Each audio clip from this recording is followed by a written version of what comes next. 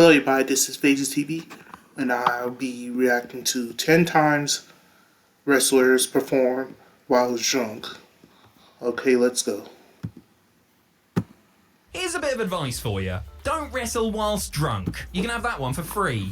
Wrestling takes so much coordination to pull off safely. The last thing anybody needs is a performer with reduced awareness getting in the ring and putting everyone's safety at risk. So, naturally, wrestling history is full of examples of people turning up to work absolutely sozzled. I'm Adam Pachisi from Cultaholic Wrestling, and here are 10 times wrestlers perform Subscribe to whilst Cultaholic drunk. Wrestling. Join us.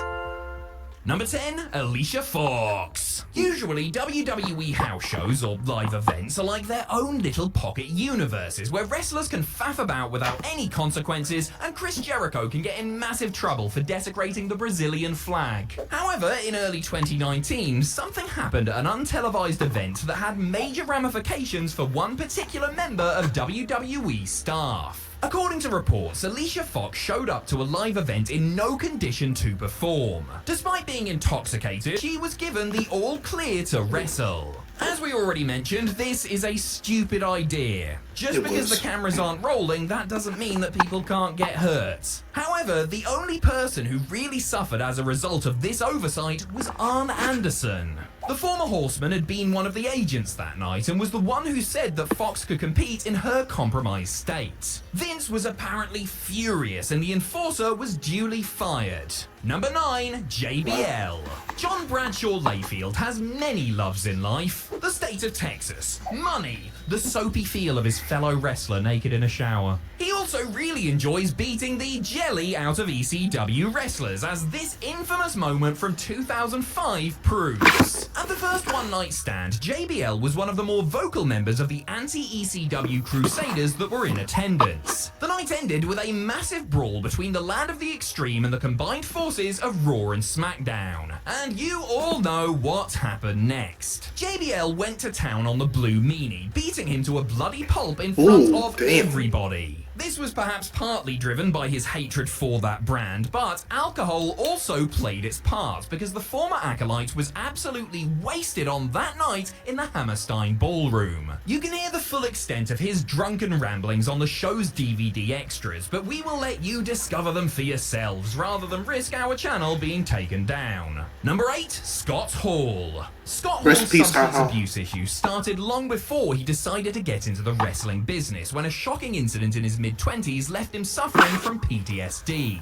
Turning to booze and pills and whatever else would help him forget the tragic night he ended up killing a man in self-defense, the bad guy's problems started to get really bad during his WCW days and was so pronounced that the company made the regrettable decision to turn his struggles into a storyline.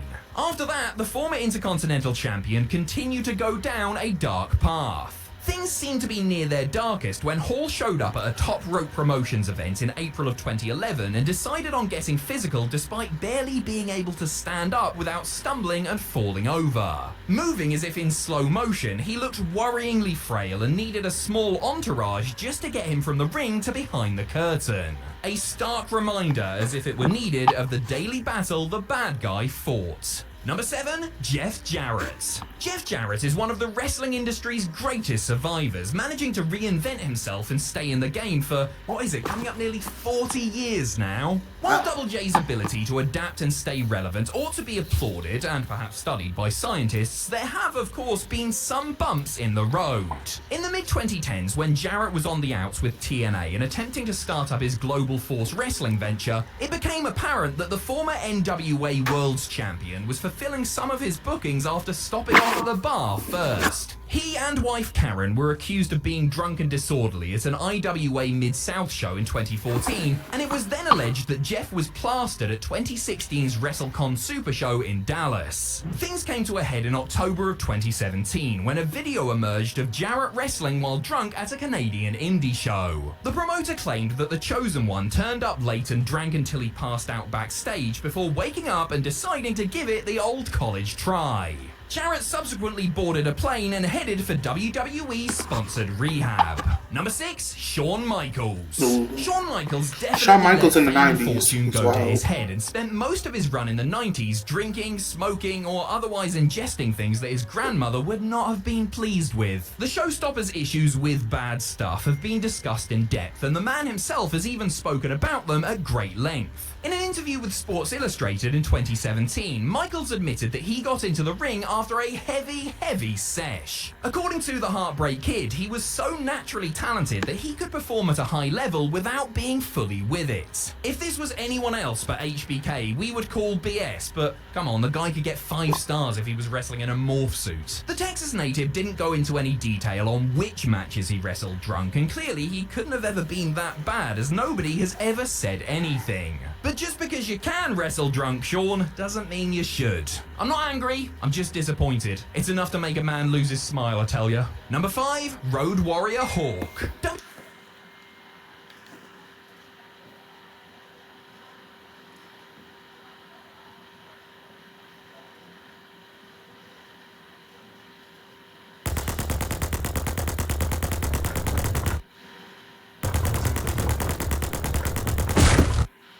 WCW might have used Scott Hall's alcoholism as part of their on-screen product, but at least they never pretended to kill the guy by shoving him off a Titantron. At least that, eh? Ooh. This is what happened during an infamous segment on Raw when Road Warrior Hawk fell off the big screen after What? weeks of drunken antics. Well, I say fell, but we all know it was Droz who pushed him. Whilst all this stuff was within storyline, there was another instance of the H-Man turning up to an event in less than stellar condition. SummerSlam 1992, Wembley Stadium. That kid who said Bulldog was going to win whether he wanted to or not. What a time to be alive. However, there would have been no use asking Hawk about this night, as he was so tanked up for the LOD's match against Money Inc. that there's no way he could have remembered any of it. Ted DiBiase and IRS apparently complained about Hawk's behaviour, but he was never properly punished for his unprofessionalism.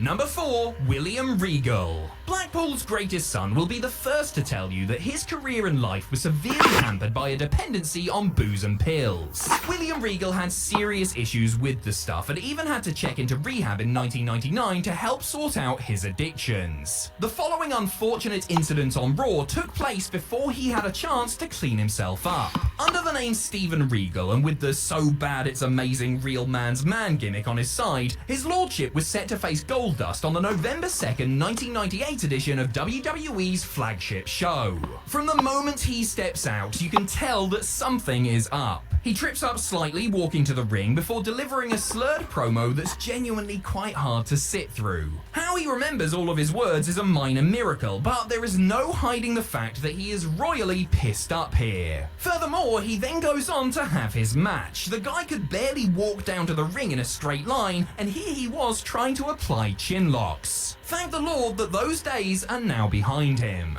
Number 3, the Sandman. How are we only now speaking about the original ECW? The house that Heyman built was notorious for having no rules, a policy that seemingly extended to the real world for those who called it home. Whilst there's been plenty of rumours surrounding the culture of the ECW locker room, there is no getting around the fact that Sandman would quite often wrestle whilst drunk. I mean, he literally downed beer as part of his entrance. It's not like he was trying to hide it. At the same one-night stand event that JBL got smashed and then smashed up Blue Meanie, Sandman was also completely blotto. You can see this when Stone Cold Steve Austin attempts to deliver the show-closing promo, but gets routinely distracted by Sandman getting right up in his face. Just look at those eyes, he's not even on this planet anymore. Plenty of stories about old Sandy persist to this day, like the one about him dropping acid right before a ladder match with Sabu, but clearly he was comfortable enough with wrestling drunk to do it so often. Number 2, Jake Roberts. Alongside Scott Hall, Jake the Snake Roberts is probably the wrestler most closely associated with a career hampered by substance abuse. One of the most popular performers of the late 80s and early 90s, Jake's predilections cost him many years of his career and might have cost him his life had DDP not stepped in.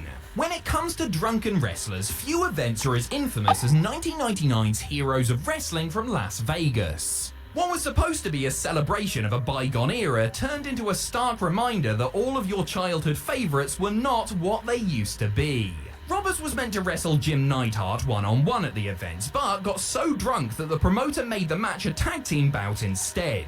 This did little to fix things, as Roberts was still clearly out of it. We're not sure what's worse, his backstage promo, him rubbing himself on a member of the crowd, or him pretending that his snake was his willy. You decide. The Hall of Famer is fortunately doing a lot better now, but there was a time where things did not look good for the master of the DDT.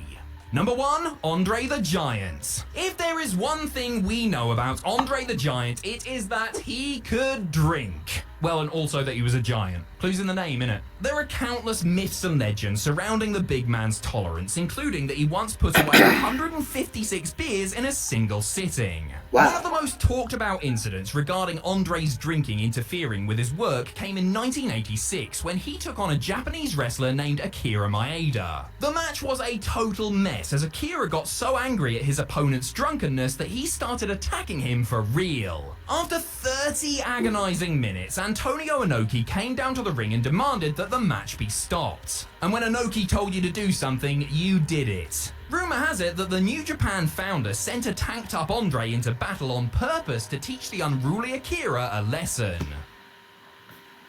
Heat and spice. Nice.